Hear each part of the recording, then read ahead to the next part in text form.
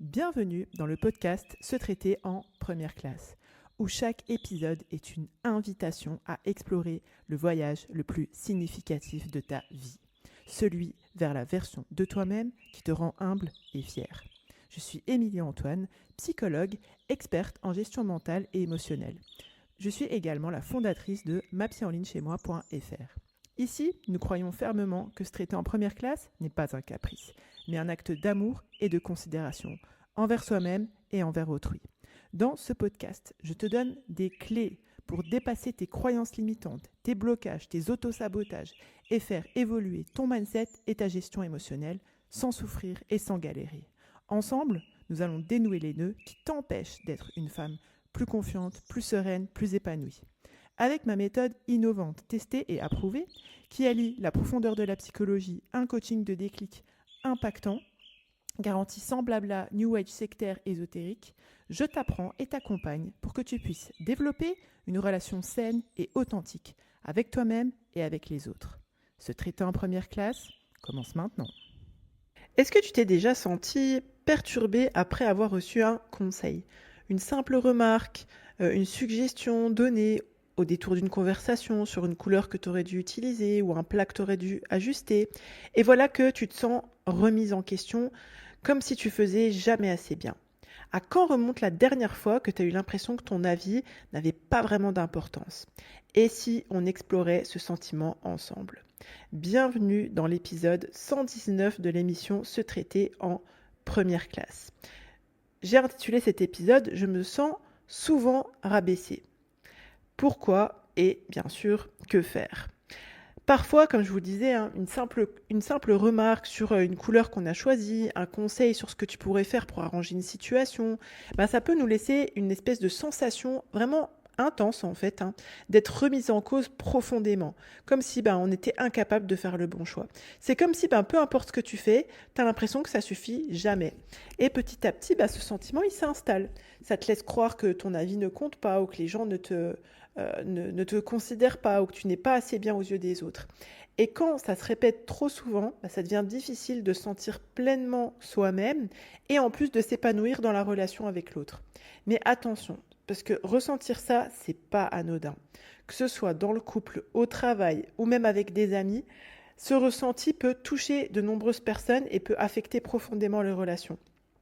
Cependant, chaque histoire est unique parce que ta façon de vivre ces moments, elle dépend de quoi?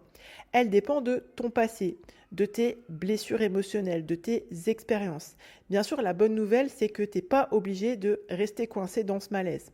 On va justement, ici dans ce podcast, chercher à comprendre ce qui se passe potentiellement derrière ces ressentis. Et tu peux apprendre, tu vas voir à gérer les choses autrement. Quand tu vas identifier tes besoins, quand tu vas apprendre à poser tes limites, et en changeant peu à peu le regard que tu portes sur toi-même et sur ce qui vient des autres envers toi, tu vas pouvoir devenir plus sereine.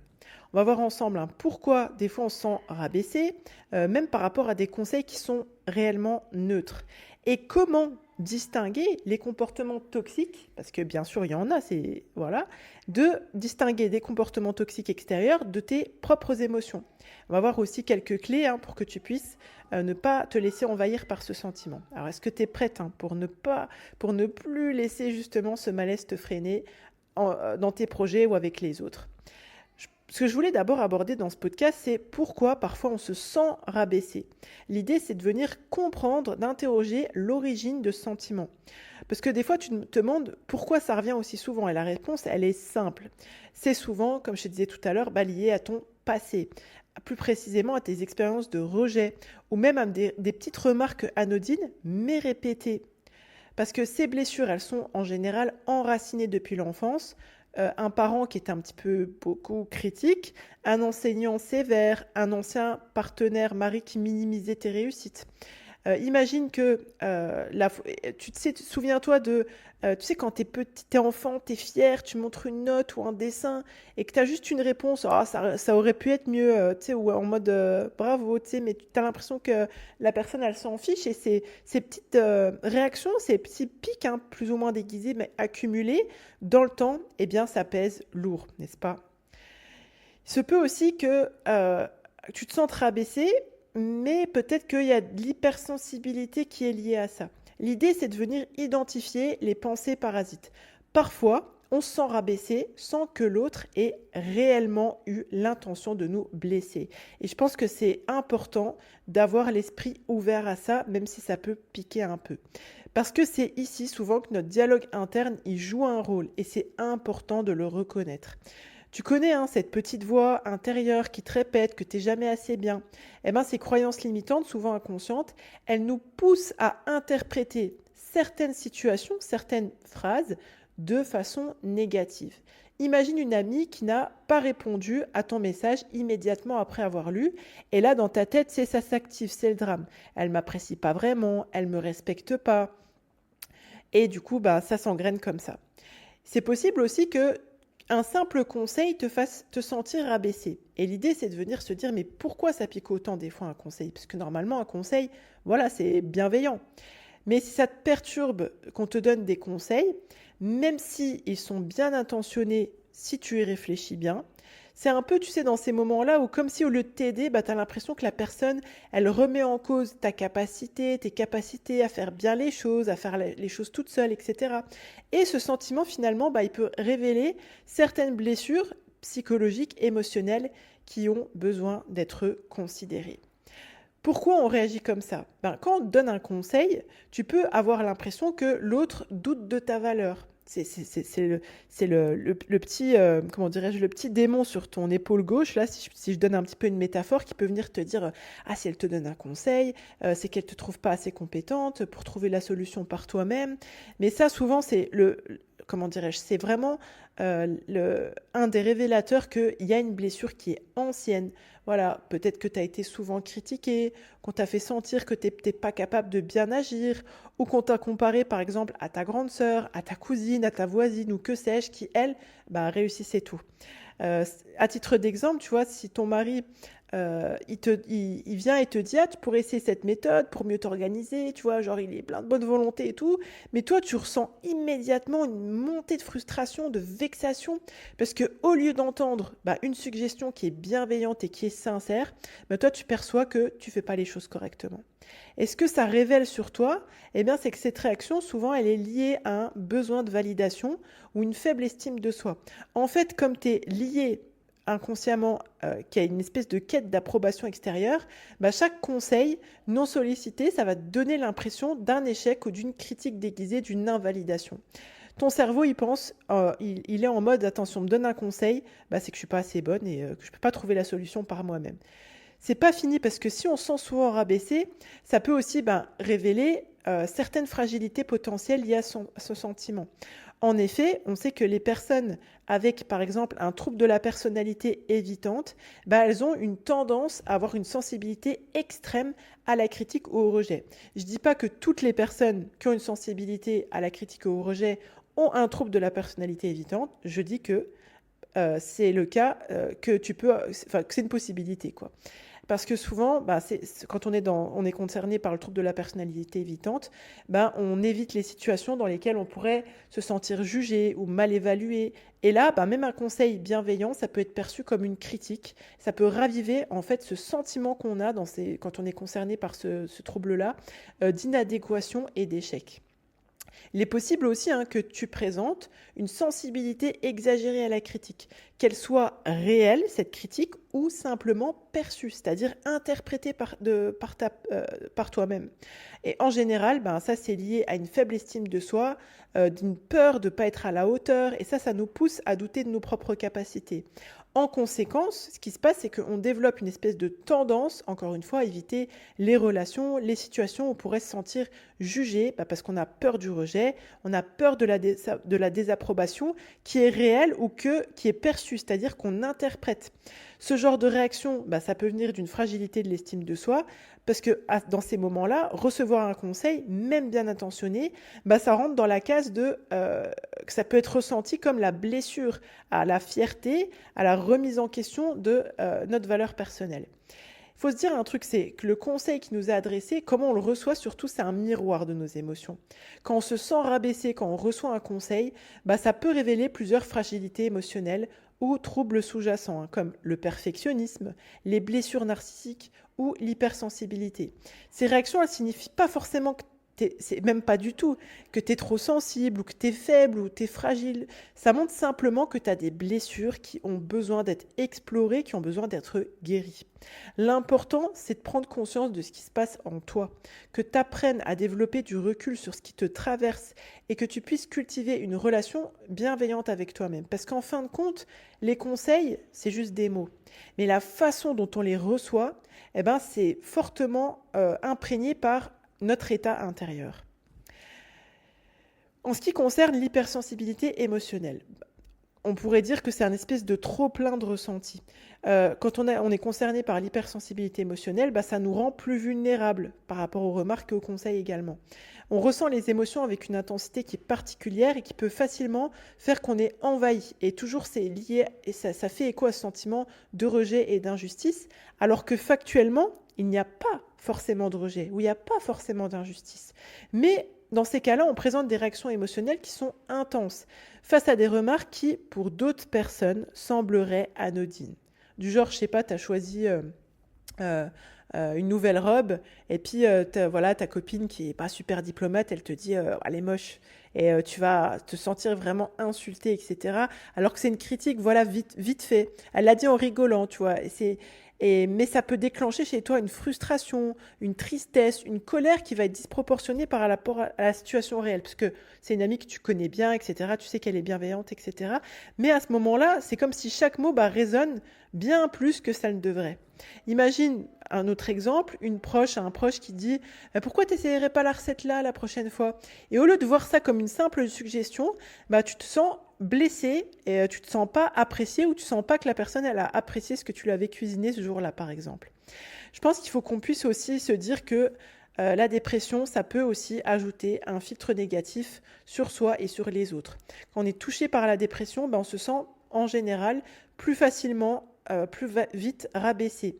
Parce que notre esprit, dans ces moments-là, il est complètement biaisé par des pensées négatives. Du coup, chaque conseil peut être perçu comme un rappel de l'incompétence que nous, on projette, de notre propre incompétence. Et ça renforce encore plus le mal-être. Parmi les symptômes qui sont vraiment caractéristiques de la dépression, il y a une perte d'intérêt pour les activités qui autrefois procuraient du plaisir, de la satisfaction. Un autre symptôme qui est aussi courant, c'est le symptôme d'inutilité ou une culpabilité excessive, sans raison apparente. Et du coup, tout ça, toutes les pensées négatives qui vont entourer, qui vont entacher, si je peux dire ça comme ça, embourber tout ça, elles ont tendance à persister, y compris à propos d'événements anodins, tu vois, comme une remarque, un conseil, etc. Si une simple remarque, encore une fois, une situation qui est insignifiante, elle devient le départ d'un flot de pensées négatives et envahissant, ce mécanisme-là, ça entretient justement une vision pessimiste de soi-même, du monde, du rapport avec les autres, et ça rend difficile le fait de prendre du recul en autonomie ou de relativiser. Et puis, bien sûr, l'impression d'être rabaissé peut totalement venir de l'extérieur et être factuelle, d'accord ? Donc là, on va aborder la question de quand tu es face à des personnes qui ont des mécanismes toxiques, des manières d'être ou de faire qui sont toxiques, là, il s'agit d'apprendre à poser des limites. Il peut s'agir de personnes de ton entourage, un collègue par exemple qui te dit clairement tu fais n'importe quoi, un mari qui minimise tes efforts. Ces comportements, c'est clairement nocif et ça impacte à juste titre ton estime de toi. Et dans ces cas-là, c'est vital de poser des limites, de prendre du recul, de te traiter en première classe pour que ces comportements clairement rabaissants t'affectent moins. Déjà, la première chose en général que je conseille, c'est de dire tout simplement je n'accepte pas cette remarque, je me sens pas respectée. Voilà, c'est d'utiliser des techniques typiques de la communication non violente. Et puis, comment je voudrais ouvrir la porte dans ce podcast, c'est de se dire que voilà, ce sentiment d'être rabaissé, d'accord, qui soit perçu, c'est-à-dire qu'il soit teinté par des mécanismes, un trouble de la personnalité, de l'hypersensibilité, de la dépression, des blessures, etc.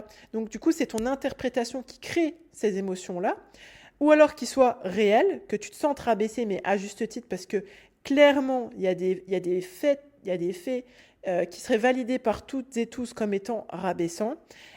C'est comment on va faire de ces blessures, de ces expériences-là, une force. Parce que chaque fois que tu te sens rabaissé, tu peux essayer de le voir comme une occasion, comme une opportunité d'apprendre quelque chose sur toi. Ces moments sont certes douloureux. Je ne suis pas en train de remettre en question, pas du tout, la légitimité de ça. Mais c'est l'idée de se dire que ça peut devenir des opportunités de maturité, de maturation, de croissance. La clé, c'est pas de rester bloqué en fait dans ces émotions-là, mais c'est de les accueillir, de chercher à les comprendre et de les transformer en force. C'est comme ça qu'on les transforme en force, pas en les ignorant, mais en essayant de comprendre, d'accueillir et du coup d'ajuster ce qui se passe dans la réalité. Ce que je voudrais vraiment que tu retiennes, c'est que ce sentiment, cette impression de se sentir rabaissé, c'est pas une fatalité. L'idée, c'est vraiment que tu puisses être au clair sur ton dialogue intérieur, guérir sur tes blessures, apprendre à poser des limites. C'est vraiment des clés pour plus être débordé par cette impression. Cette impression, elle est là, on l'observe, on essaye de la comprendre, etc. Mais derrière, c'est comment on agit avec sagesse. Parce que ce soit lié à la réalité ou que ce soit lié à ton vécu émotionnel, à ton histoire, eh bien, il n'y a pas de fatalité, il y a des choses à faire pour pouvoir t'ajuster à ça. La route vers l'épanouissement, vers l'acquisition, si je peux dire ça comme ça, de la sérénité, pour devenir plus confiante, plus sereine, plus épanouie. C'est pas toujours facile, mais il faut se dire que c'est des efforts, c'est des investissements qui en valent la peine. Et surtout, souviens-toi d'une chose, tu mérites d'être traité avec respect par les autres, mais aussi et surtout par toi-même. Une chose essentielle à garder à l'esprit, c'est que moins tu adhères à ce qui te rabaisse, moins ça aura d'impact sur toi. Je répète, I repeat, moins tu adhères à ce que tu rabaisses, à ce qui te rabaisse, et moins ça aura d'impact sur toi. Parce que quand tu cesses de croire, d'adhérer, de considérer les jugements négatifs, les pensées critiques, etc., que ce soit celles des autres, mais aussi les tiennes, et plus ils perdent, moins tu les considères, et plus ils perdent de leur pouvoir sur toi, de leur effet sur toi. Plus tu vas renforcer, équilibrer, je voudrais plutôt dire, ton estime personnelle, et plus ces paroles, ces attitudes, elles vont glisser sur toi, Inch'Allah, sans écho. Parce que à force de prendre du recul, l'idée, c'est pas de balayer de la main tout ce qui est dit de l'extérieur, c'est d'apprendre à prendre du recul, à se positionner en femme mature. Et tu verras que plus tu vas faire ça, et plus tu vas voir que certains propos qui te blessaient, qui te terrassaient, qui te perturbaient auparavant, et bien plus ils vont devenir insignifiants, c'est-à-dire qu'ils vont avoir moins d'impact sur toi, mais que surtout tu auras appris à ne plus accorder de la valeur, mais plutôt à lire pour en apprendre sur toi, pour te donner ce dont tu as besoin. Alors, est-ce que tu es prête à changer ce regard que tu portes sur toi et à enfin reprendre les rênes de l'équilibre de ton estime personnelle ? Je serais vraiment super contente que tu partages ton expérience avec moi. Si tu veux dire en commentaire, laisser une note, un commentaire, etc. Si toi aussi, il t'arrive de te sentir rabaissé et partager par exemple comment ça a pu t'arriver, mais tu vois, quand tu te sens rabaissé, mais qu'après, quand tu dis tiens, tu réalises avec un peu de recul que c'était pas toujours justifié. Donc si tu as envie de partager une anecdote en ce sens, je serais vraiment ravie de la lire. Ou si à l'inverse, si je puis dire, tu as déjà été confronté à une personne qui s'est sentie blessée par un de tes conseils et que du coup, tu étais en mode attends, je t'ai juste donné un conseil, c'était bienveillant et tout, et que la personne, voilà, parce que certainement elle a des blessures, etc. Et que ce podcast, il t'a aidé à essayer de comprendre aussi ce qu'elle est en train de vivre, ce qu'elle traverse probablement. Si ça t'est déjà arrivé, je serais aussi ravie que tu partages ça en commentaire. J'aimerais du coup vraiment avoir vos retours sur ce podcast. Si vous voulez, encore une fois, merci, un grand merci pour toutes les personnes qui mettent des commentaires, des reviews, des notes. C'est vraiment un plaisir de partager avec vous. À minima, j'essaye de tous les lire et autant que faire se peut avec la team Psy en ligne chez moi, on vous répond. Merci de votre écoute et de votre attention. Au plaisir de revenir dans vos oreilles. C'était Émilie Antoine. Je vous ai présenté le podcast Se traiter en première classe. Ta dose hebdomadaire pour te construire le mindset d'une femme épanouie et en phase avec ses valeurs et ses principes.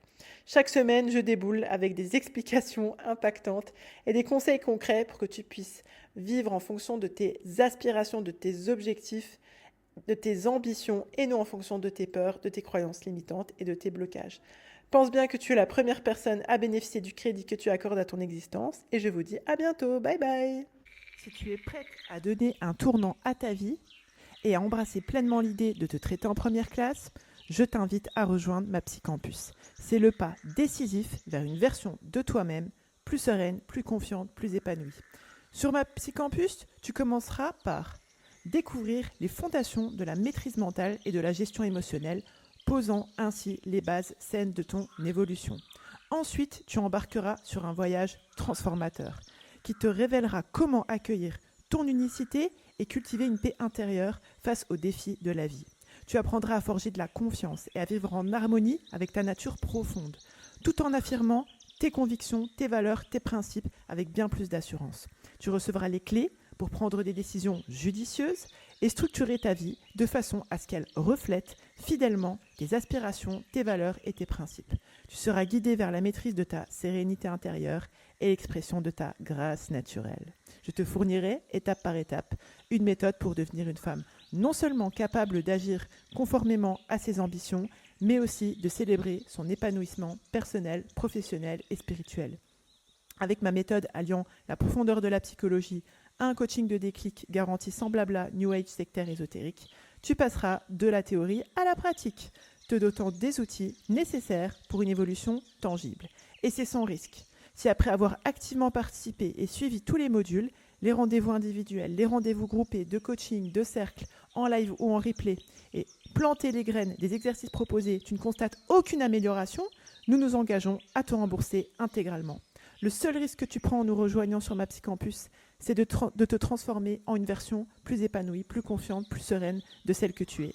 Pour commencer ce voyage transformationnel, rends-toi sur mapsycampus.fr/mapsycampus, MAPSYCAMPUS.